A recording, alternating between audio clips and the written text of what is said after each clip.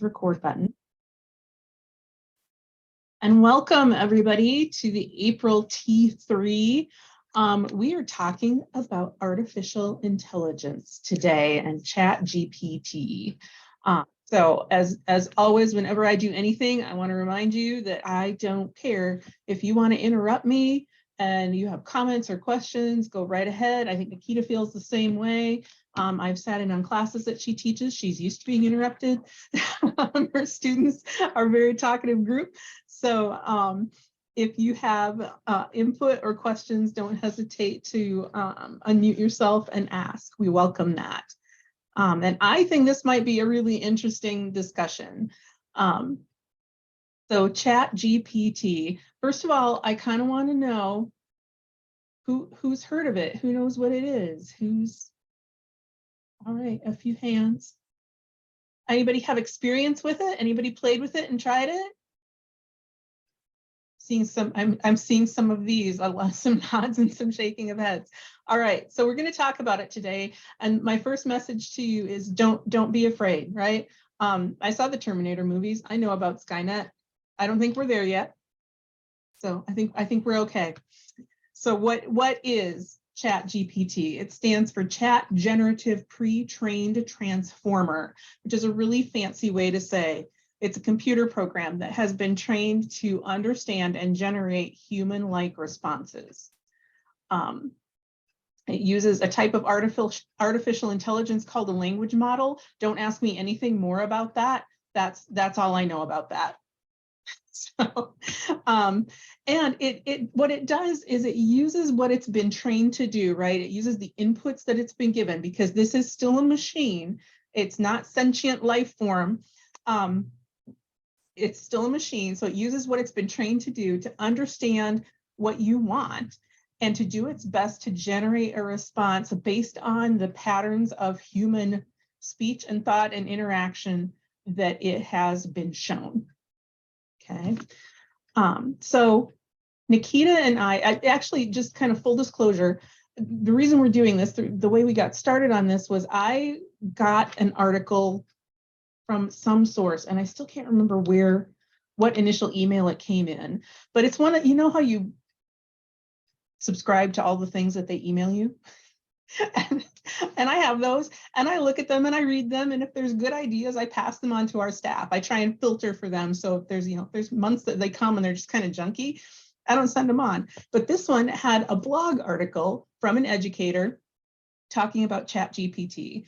And I had heard of ChatGPT. I didn't really know much about it. So I read this blog and I was like, this is really interesting to me. So I passed it on to the staff and I said, if anybody has any ideas about this or has any time to play with it, feel free to jump in, let me know. And within 5 minutes, maybe, Nikita was sending me screenshots. So we've both messed with it a little bit. I think some of our other staff members have too. So we just want to show you some examples of what can it do. So it's literally going to be a string of slides that have examples that both of us have done on ChatGPT. We will go into it live if we can. A lot of times, because it's new and it's kind of in a beta format, what happens is when you go into it, you'll try and do something and it'll say, we're really busy right now. Try back again later.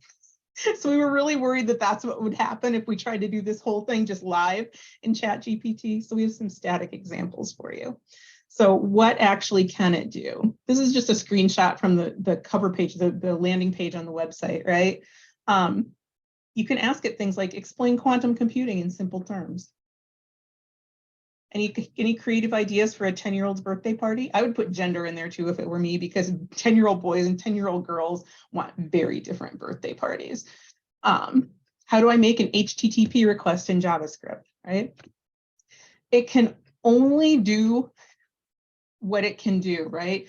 So sometimes it'll generate incorrect information. We've got some examples of that.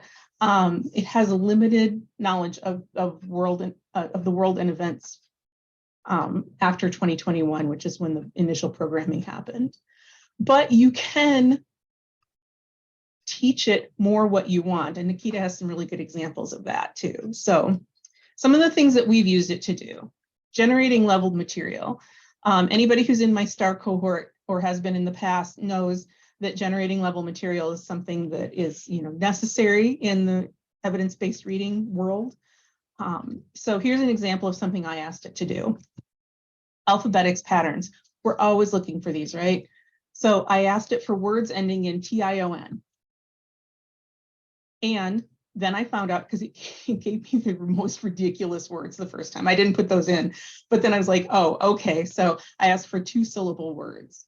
And it still gave me some 3-syllable words, but we got more what I was looking for, right? So if you're looking for words to teach in an alphabetics lesson and you're teaching the word part TION, you want to start with those shorter, more familiar words first, right? That would be column 1, motion, notion, option, potion, devotion, emotion. And then I asked it for longer and less familiar words. And you can see the words that I got. So that would be like an intermediate or an advanced alphabetics lesson. For our more basic people, the word part AU, because that's one of those vowel combinations that's really hard for some of our students to get, right?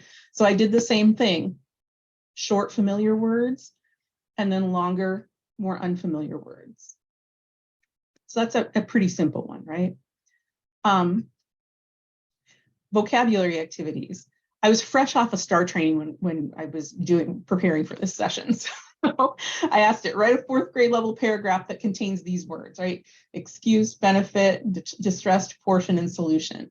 I got to tell you, I'm not crazy about this paragraph, but all the words are in it.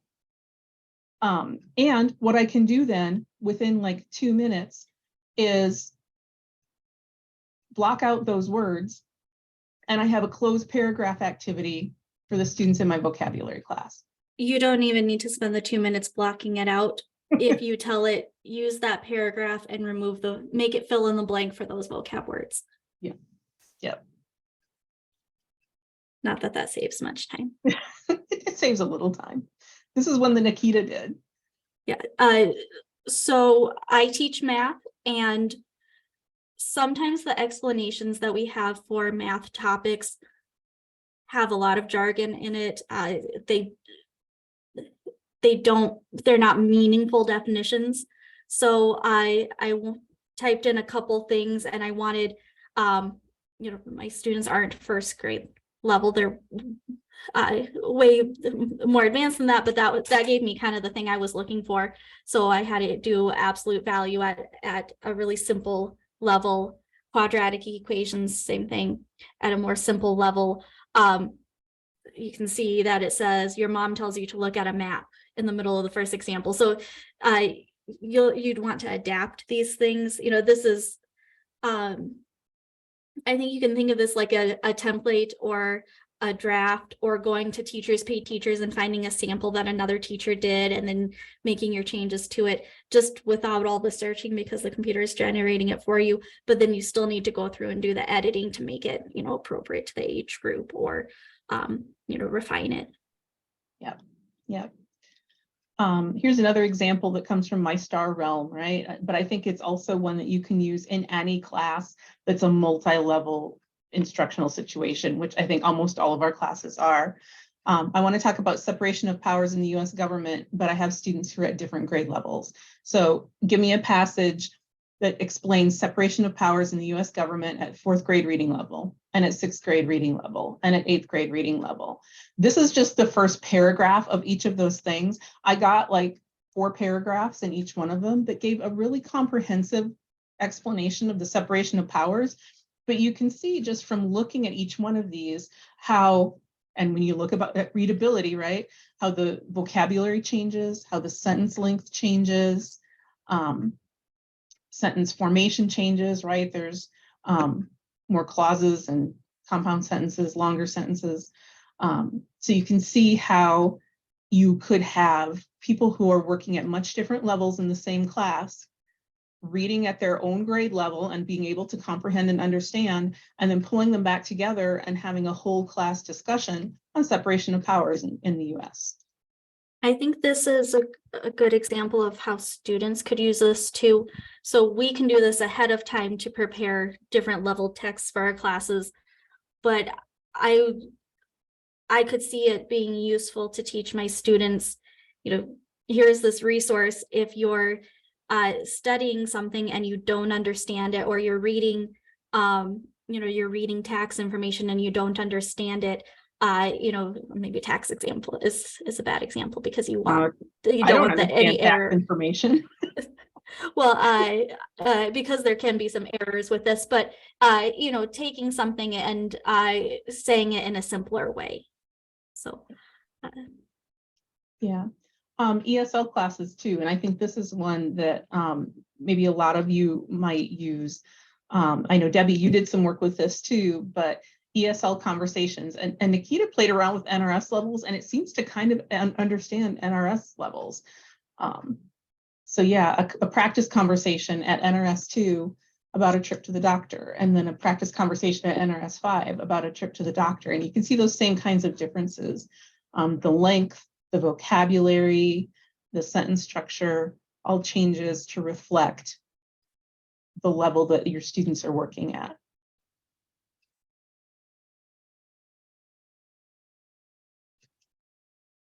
We've got some additional ideas too. So again, vocabulary words used in sentences and in a paragraph. And Nikita, I think this is one you did, isn't it? We both did ones that were almost identical, but yeah, putting in the vocab words and then generating a paragraph that uses those words. So I used a science. Yeah, I think this one. Yeah, I think this one was mine because it's a science example. In ESL, there's always the need to generate more practice activities, but with GED, there's some gaps in a lot of the curriculum that's out there, or there's not enough examples. So this is an easy way to make those examples quickly. And along those same lines, I did one where I just asked it, give me 5 practice problems for quadratic equations along with their answers. And again, you have to be specific about that because it'll just generate the problems and not necessarily give you the answers. So this is just problem number 1 from the list that it generated for me. And quadratic equation practice is one of the things that's hard to find in our preparation materials for some of our students. I like this example that Nikita did. Oh, yeah, examples in real life.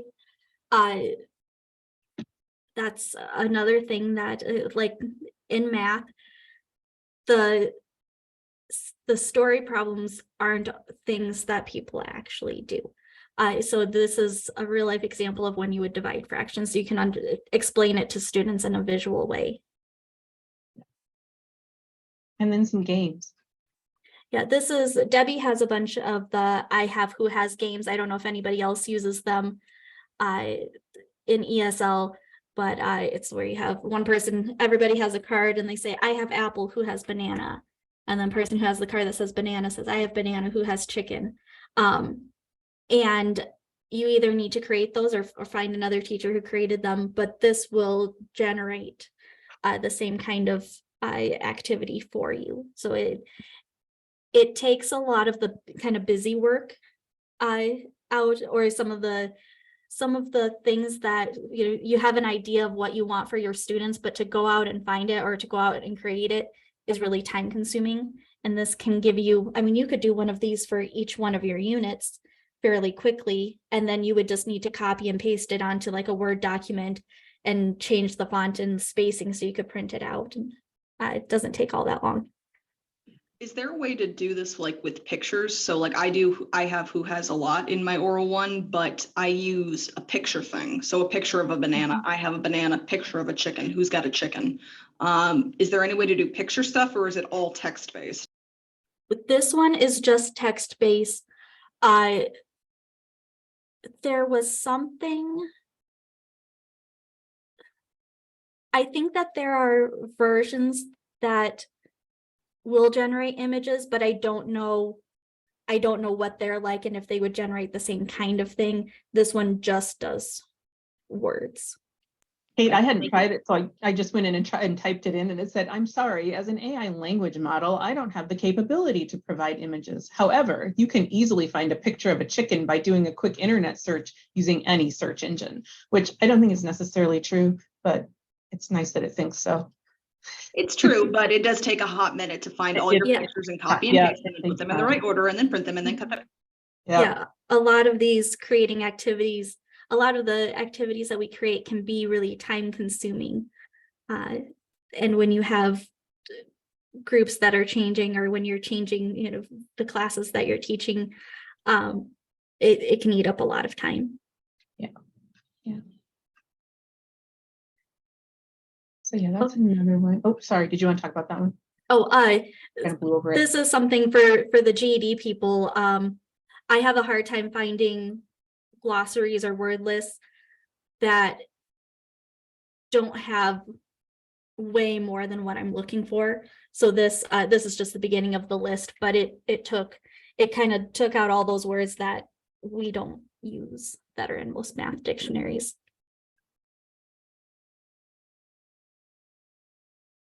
Oh, and this one. And then this one I asked for a GED style social studies question about main idea. So a main idea question, social studies, content, and the passage is very short. That's as long of a passage as it gave me. I tried a few of these and I didn't love all of them, but I think if I played around with it some more, I might be able to get some things I liked better. And it's a starting point, because this has been something that's been hard for me to find. Yeah. Here again, either with, you know, some of our basic GED or some of our ESL students generating sentences with errors. This one's subject verb misalignments at NRS level 1. And I think you could do specific subjects and verbs if you wanted to, or specific verbs, you know, if you wanted regular verbs, irregular verbs, or if you wanted to give it a list and it would generate the activity for you. And I thought this one was fun. Oh yeah, this the GED science material never talks about experiments, and that's what students are missing on the test. So it's hard to find that in those examples. But I could make an example or have it generate an example that not only covered what's on the GED test, but also was geared towards a specific interest of a student. And so you could do this with any class, you know, or any topic, you know. So if you did a survey of your students and found out what they were interested in, and then ran examples that would be relevant to them or of more interest to them, it's fun. Yeah. And then this is, I think, where a lot of us maybe would find some time saving. Writing clear instructions or getting some help with letters and emails. So this again comes out of my STAR work, right? Explain the difference between the main idea and supporting details. And again, I think I asked it to do this at a very simple reading level. So, you know, if you're looking for, okay, I've got to describe this, what I'm saying to the students isn't getting through to them, you tell me what to say and I'll see if it has an impact on them, or give me a starting point. And like Nikita said, I might not leave this completely as is. I might do some editing, but it at least gives me a starting point, and I don't have to write the 3 paragraphs that explains the difference between a main idea and supporting details. This one I liked too. Yeah, this one, last year when I was trying to explain Juneteenth to my students for the first time, it was hard to find the right kind of material. And you can see I did a few different word changes to get something that I wanted. First, I said beginner English language learner passage about Juneteenth, and it still had more complicated vocabulary than I wanted. So I said very low level English language learner. I'm not an ESL person, so I'm sure there's a more technical way to say that. But then it gave me something simpler. So I think learning how to, it can generate what you want with not very many words. Like that, it's a really easy thing to use. You give them, I mean, this is 7 words, and I got it pretty much what I wanted. Then if you learn how to kind of refine it to get closer to what you want, it's pretty easy to use. Yeah. And this one, and I know there's stuff all over the place for these kinds of things. But this one I thought was really interesting because Nikita used a very specific example for job development. So write a letter to an employer about a client who's interested in housekeeping and who qualifies for WOTC, which, you know, is not, you're not going to find that example out there. And it did. And this was, we've actually done several letters since we started using this. I think Starlin had come in and said, I need to write a letter. And so I threw it in there. And the great thing was we're new to working with clients that qualify for WOTC, so we don't really know the terminology or how you would state that in a sentence. And so it took kind of the guesswork out of it. And then it gives you a nice framework that then you can edit, you can change it to kind of fit the formality level that you want, you know, or the length that you want. But we've used it several times already to write letters. This would also be a good way that students could use it. I also see this being useful for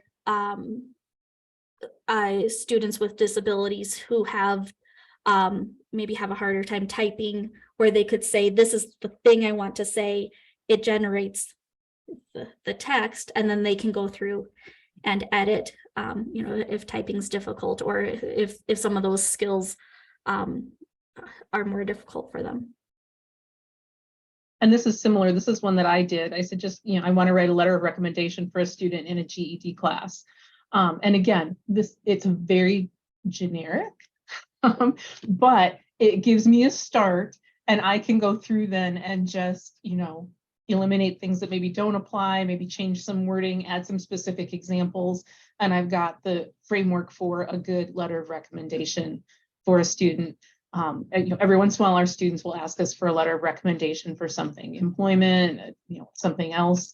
And this way you can go in and you can start, instead of starting from scratch, you can start from a baseline. This is one of my favorites. Oh, sorry. That third paragraph that says, talks about the impressive qualities, you know, that's where you can go in and throw in you have the structure. Right. Okay, I'm going to change those words to be something that's more specific to my person that I'm writing about. Right. Or if their impressive qualities are resilience and perseverance, add a specific example that illustrates how they showed those characteristics. Yeah. Yeah. No, this is one of my favorites because this is something that not only we need to do, so sometimes staff needs a reminder of how to do it in a certain browser, but also our students who are using their computers to do things need to know, you know, okay, so you might need to clear your cache if something's not loading right, if something's not working right. When, you know, oh, I don't know what that means, or how do I do that? So give me a simple explanation of how to clear your cache in a Chrome browser. And you can see it gave me 7 steps. And it told me what clearing your cache is. So I'm gonna pause here. Any thoughts or questions or ideas about how you might use this? Or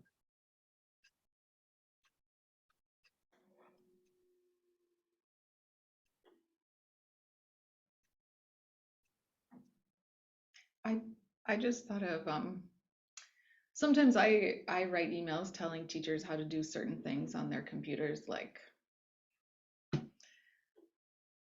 well, I can't think of a good example right now. Whatever, but anyway, well, gosh, if I could just tell it, hey, write directions of how to, you know, whatever, copy, double-sided, and then staple or something. Yep, exactly. That, but on this model of, no, but I mean, if you said that on this model of copy machine, it would probably be able to do it for you. Yeah. Right. Can I ask maybe a dumb question? There's no dumb questions today, Amy. So obviously this has been in the news a ton, but is it a website? It is. Okay. It is. I'm actually on the website. That's a good question because I'm gonna stop sharing and I'm gonna share. Chicken picture requested is what my screen is labeled. So that's the last thing I put into it. So this is my ChatGPT homepage. Actually, maybe I will maybe I'll back up. So you don't need like an account or anything, you just go to this website. You do need an account It's chat.openai.com. I'll pull that all and drop it into our chat. But this is where you land. And you don't need an account. You can have an account. Like if you've got an account, I'm signed in right now, so you can see it's saved. You can go back and look at my history, and I can pull things out of here again, and either refine them or just reuse them. And all you do is you just type in. So if we wanted to ask it to, I don't know, think of something you want it to do.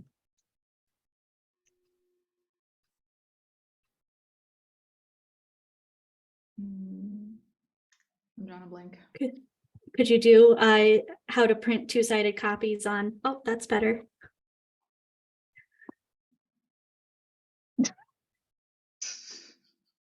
I mean, so yeah. So you can make it do silly things too. But yeah.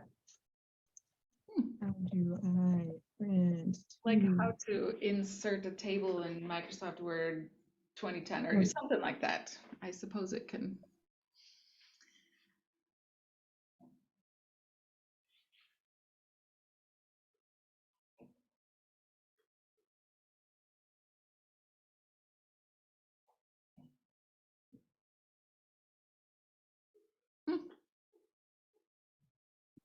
Yeah. So yeah, if you don't want to go through and type out those instructions for somebody, Amy, you can just ask it to do it. And then you've got the ability to just come up and copy and paste it wherever you want it. The other thing that I will say, since we're on the screen right now, is we immediately you start wondering, so I produce this content by asking ChatGPT for it. What can I do with this content? I actually went through and read the terms and conditions for you guys. And it says in the terms and conditions that the information that is generated is not copyrighted. So you can go through and you can use this information in your presentations, in worksheets, in whatever. There's no copyright on it. It's essentially the property of the person who asks the question to use for their purposes.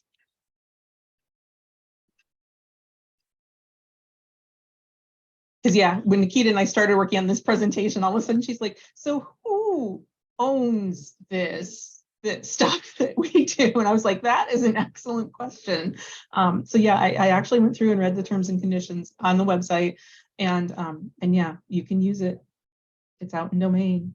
They do give you disclaimers. If you ask it the same question I ask it, you're going to get something very similar. So, if suddenly Amy sees something that she's done that I'm doing, and she's like, wait a second, did you steal that from me? No, I got it from ChatGPT. It's going to generate very similar things to very similar questions. So that's one disclaimer that they give. Does it work with translating anything? Yes.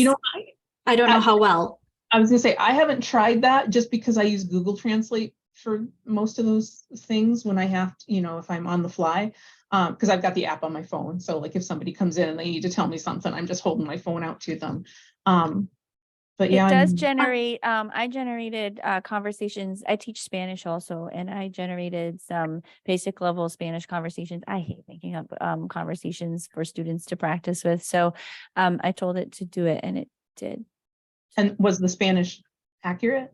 Yeah, I mean, I think I changed a couple things, but it was probably, I only did it twice, but it was about as accurate as Google. I mean, I might have had to change one verb and, a couple things, but still better than asked it in the question.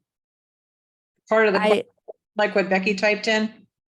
I think I said make a basic level, a beginning level Spanish conversation about going to the doctor, or no, mine was about the weather. We were learning about the weather. I told it to make a conversation about the weather, I think.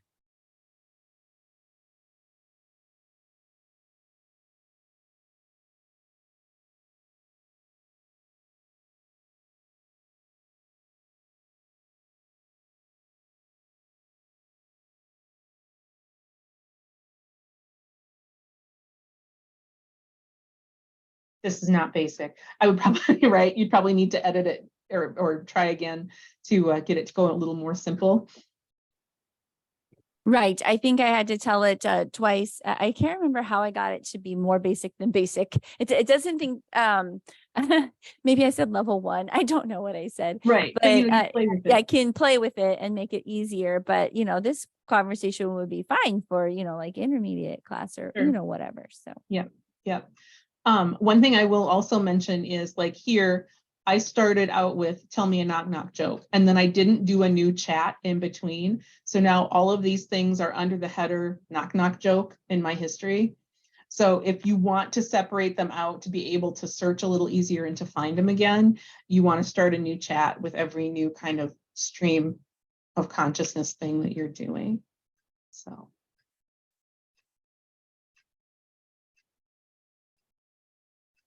I'm so happy that it's actually working for us today.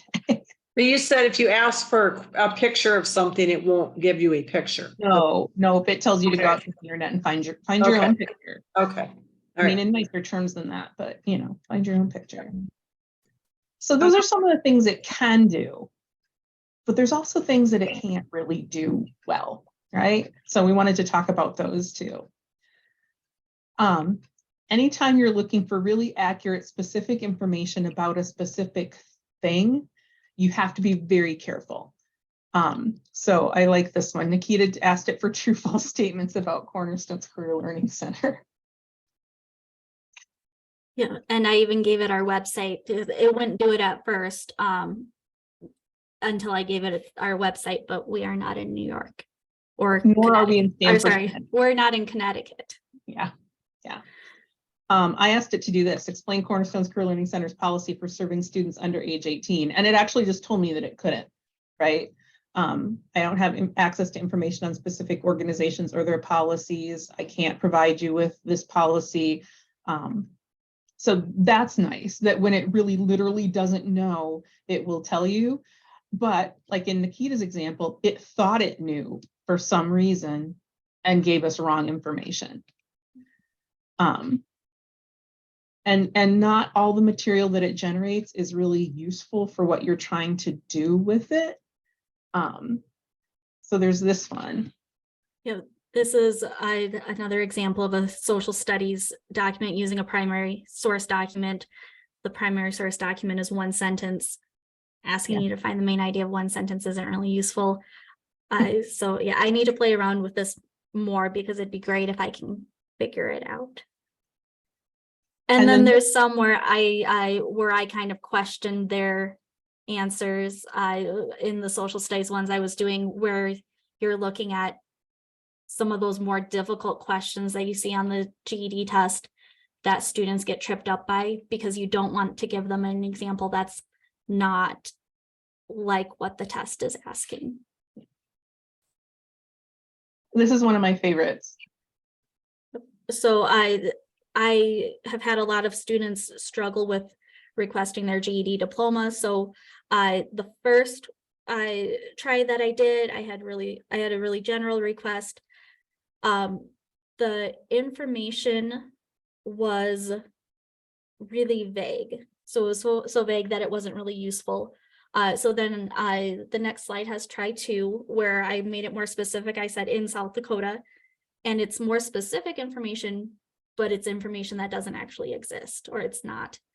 If you try to go to the link that it says, that link doesn't exist. It's out of date. This is the old way that you used to get a GED diploma from like years ago. That's the link that you'd go to, and this is the information that you'd follow.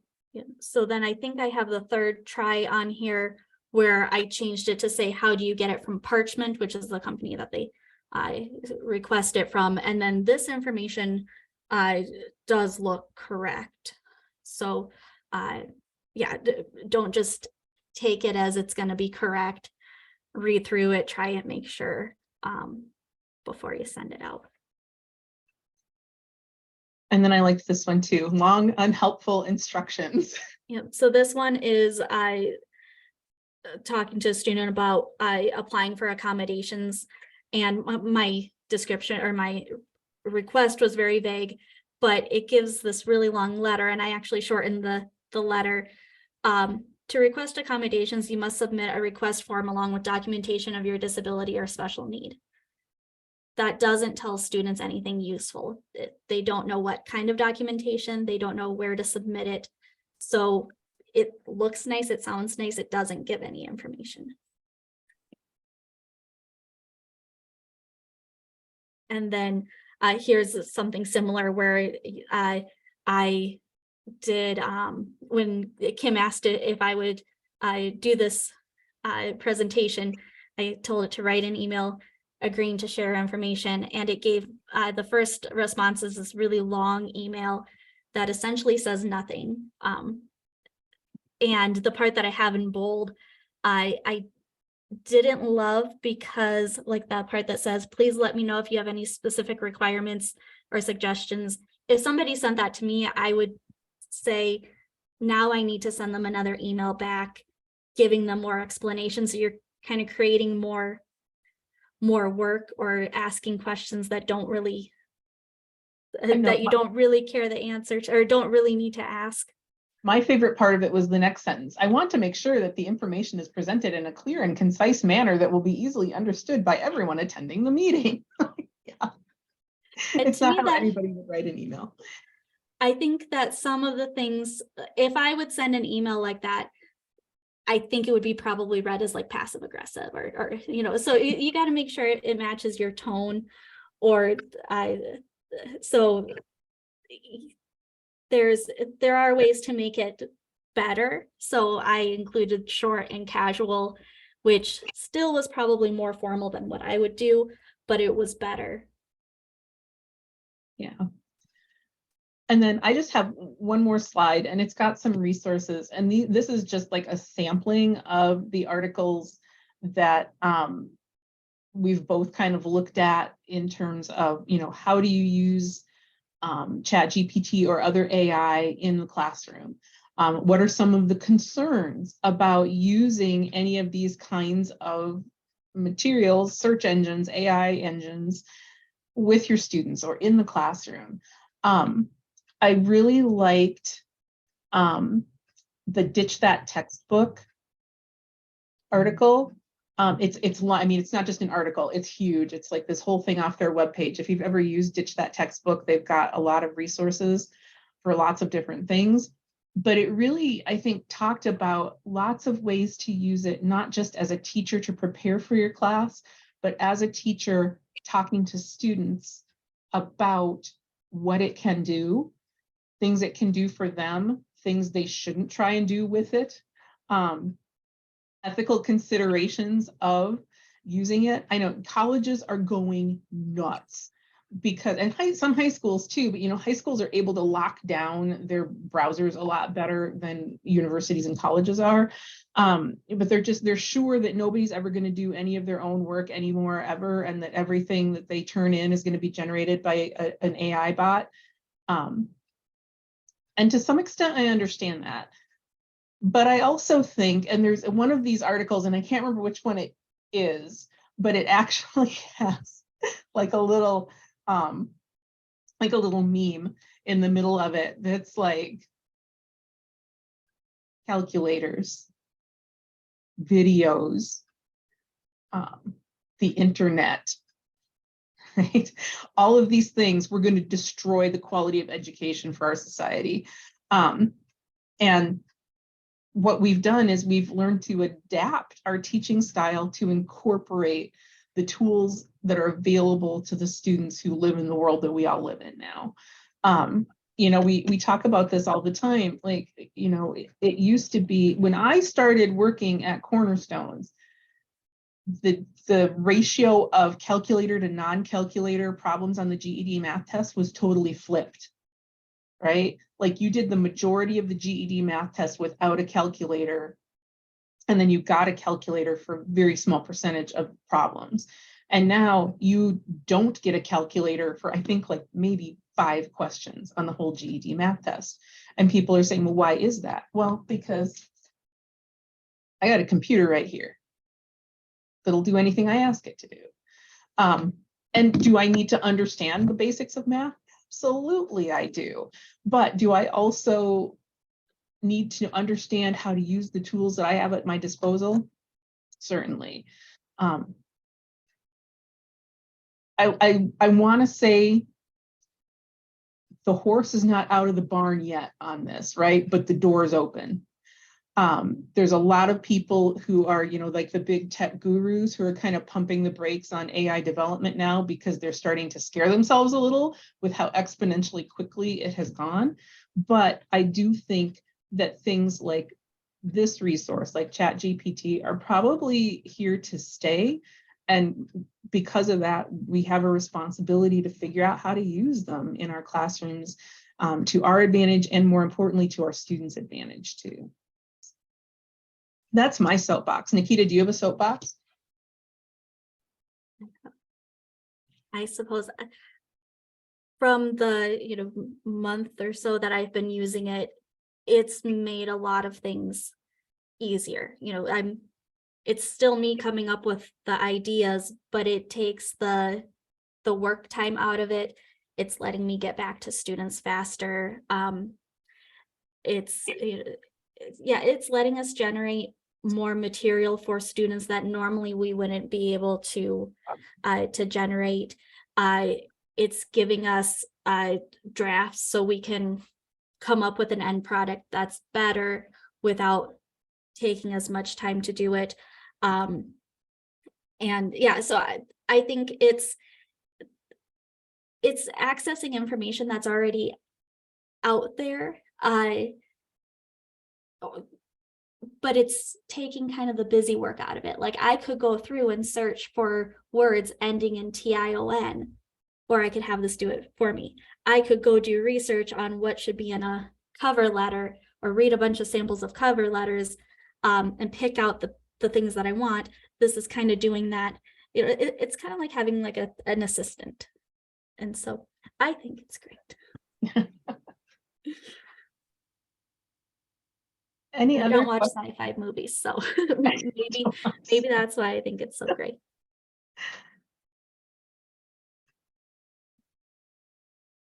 Any other questions, comments, concerns, thoughts? I'm going to start dropping these links in the chat just in case anybody's interested in doing a little more reading. And of course, this will be posted afterwards too, but like especially the New York Times one is so huge that I don't want you to have to try and type that in. Oops.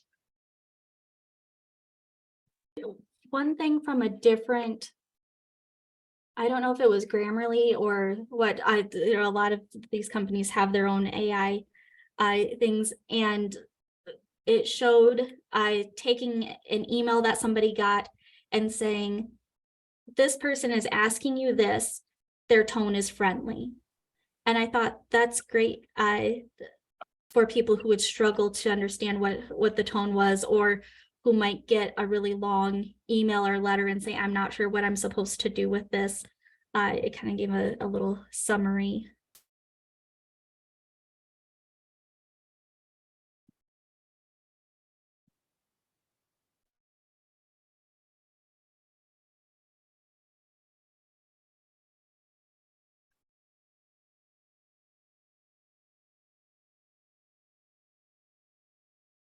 Anybody else? I know some of you said that you had done some experimenting with it. Anybody else who's used it want to kind of jump in and talk about what they've done?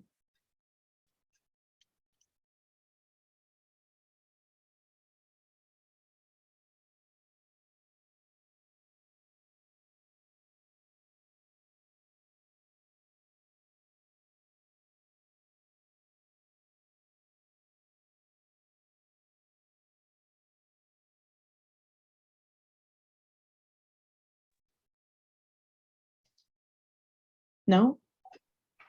Becky, I was going to just add that I did a Google Applied Skills training earlier today and on AI, and it gave some interesting machine learning games. Let's see, I can put them in the chat as well. That's great. I don't remember the names offhand, but just give me a moment. Sure. They're No, kind of fun. actually, when I was in a break during my other webinar today, I looked at my email and I saw Google Applied Skills has a whole set of AI-based lessons now. And I emailed them quick to Nikita and said, did you see this? She said, yeah, it creeps me out how Google always seems to know exactly when to send you the thing. But you know, there too, those are lessons that you can use for free in your classroom with your students. And I have not had a chance to take a look at them at all. But those applied digital skills lessons are usually very well done. And so, you know, if you're looking for possible ways to start to share this kind of information with your students, that might be a place to look.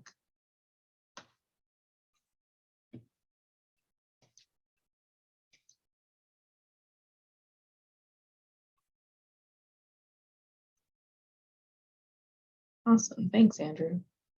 I actually did ask it, I did ask it some questions regarding filing taxes in 2 different states. And I did, you know, I got some helpful answers. You know, it didn't really give me, I feel like it didn't give me the best, I mean, it gave me good answers, but I don't feel like it gave me like what I really, really, really wanted to know. Yeah. But it's So still a really awesome, you know, an awesome Yeah. thing to, you know, have as well, especially I can see with Nikita, you know, for lesson planning and all that kind of stuff would be wonderful. I haven't really asked it anything in regards to ESL yet, but I usually just, I'm still being old fashioned and just using the Google search engine. So there's nothing wrong with the Google search engine, right?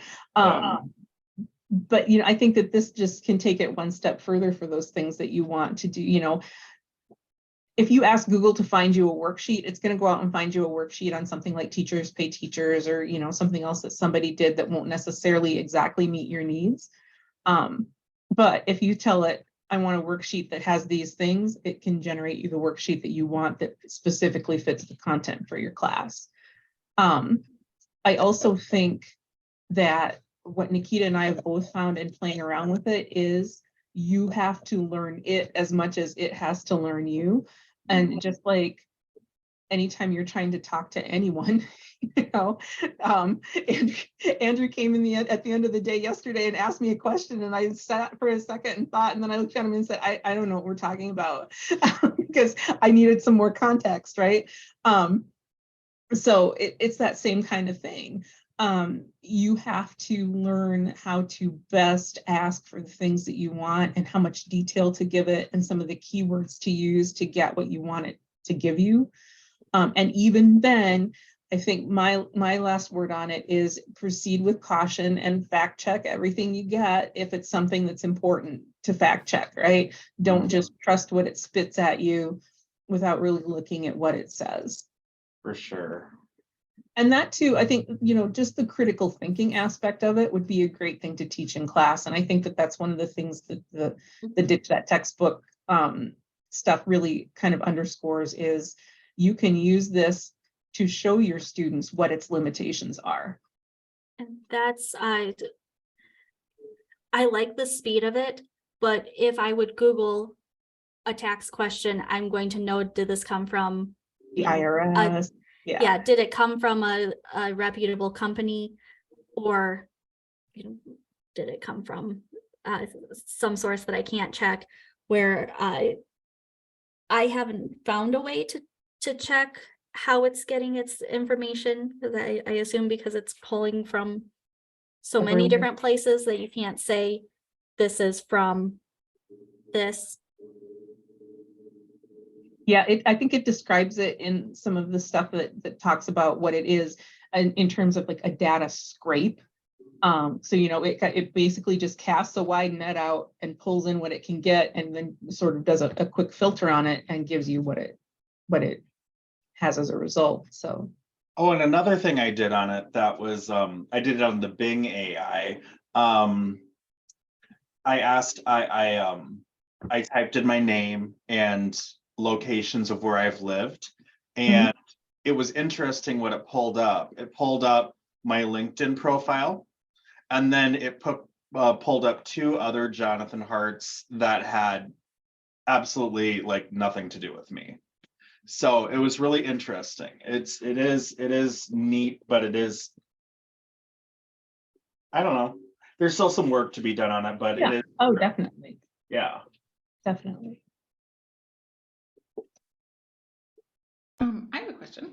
Sure. So you said that it was made in 2021, and so it doesn't have good information on things that happened after that, I guess.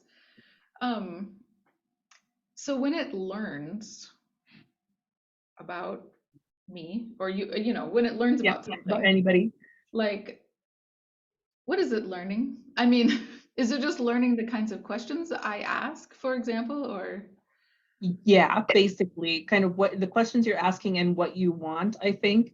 But it can't give me like super up to date information because Not at this point. And one of the things, and Nikita, remind me, that are they still in beta with this, or are they beyond that now? I think so. I think they're still in beta, but I could be wrong.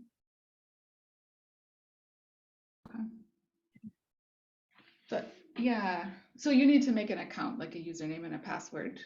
Yeah. Okay. I was just thinking if we made just a like a teacher's account just for my program for all of our teachers. We're all in kind of the same setting, sort of. Right. I mean, Oh yeah, you could definitely share. Yeah. And there is, of course, a plus version that I think carries a fee. I have not done the plus version at all. I've operated only on the free version, which is usually my MO on these things.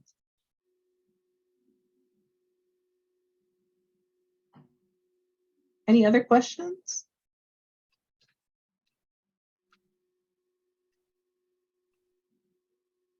If not, it's almost 5 o'clock.